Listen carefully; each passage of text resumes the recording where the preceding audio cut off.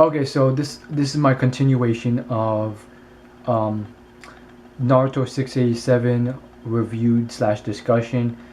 The camera cuts off after like 20 or 22 minutes or so, so I have to re-upload part two, the second part in another video. I was heated in this middle of my thing, so I'm just going to continue from there. Um, Again, I'm talking about the page right after Obito looks back and says, Naruto, I'm sure you will become a Hokage. Such a touching chapter. Again, so I was saying how the author just makes, granted there have been some crappy, simplistic, simpleton, neutral, naive chapters of Naruto in the past. This one is just, it depicts what makes this manga one of the most sold manga in the world.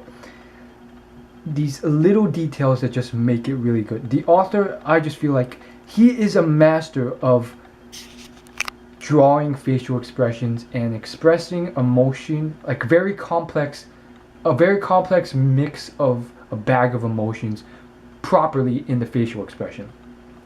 And he does it so well in this panel, in this zoomed up picture of Naruto. You have Obito here. His whole world is screwed up. Like, his whole life was pretty much screwed up, save for his childhood. Everything he did failed.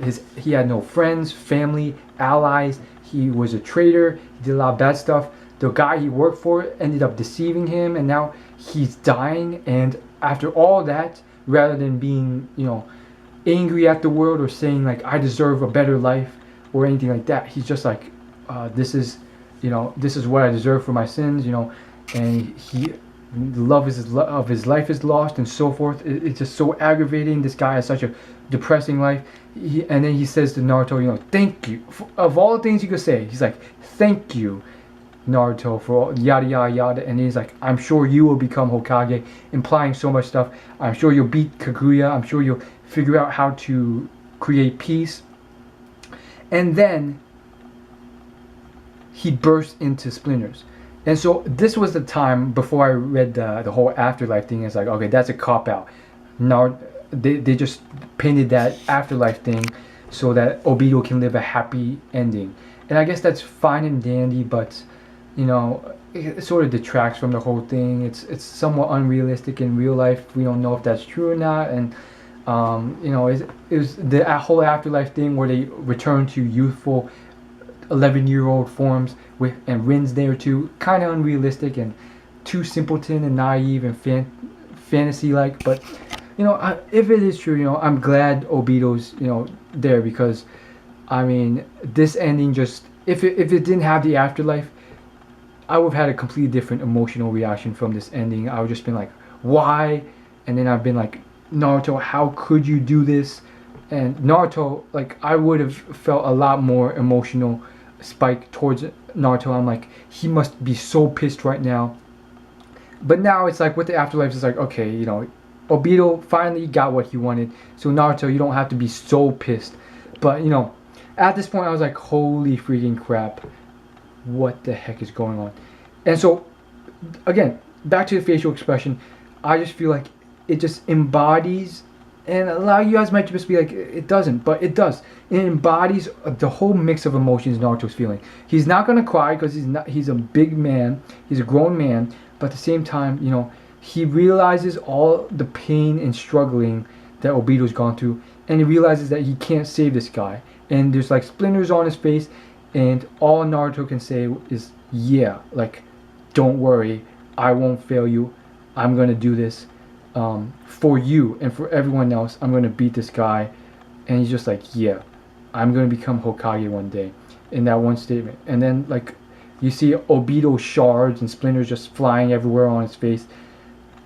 And he's just looking for it. Naruto's just looking for it. He's like, yeah, just sort of not really angry, but like determined. And at the same time, he's also like, I know what's going on. It's really sad. I can't believe this. You live such a tragic life. Again, you guys all know what this reminds us of, and there's no doubt in my mind that the author of Naruto has watched DBZ. You guys know what I'm talking about. If any of you have seen the Cell Sega, which most of you have, you know what I'm talking about. Gohan and Android 16 in that moment when Cell smashes his head with his foot. Very similar to this, although the difference being, that whole afterlife thing, which, again, somewhat of a cop-out. Android 16 is another story in particular, in DBZ, he didn't get some sort of afterlife treatment. At least, not for a while did we ever see him again. We thought, such innocent soul who was supposed to be an enemy of the Saiyans, the Z Warriors, ends up helping them to defeat a greater evil, Cell, and then finally choosing to use his bomb, which was only supposedly supposed to be used on Goku, because he would only fight Goku, and instead he has voluntarily decided to use it to end Cell's life. Which, brings up a lot of what ifs. If Bulma had not taken out the bomb, would that have been enough to stop Cell? Maybe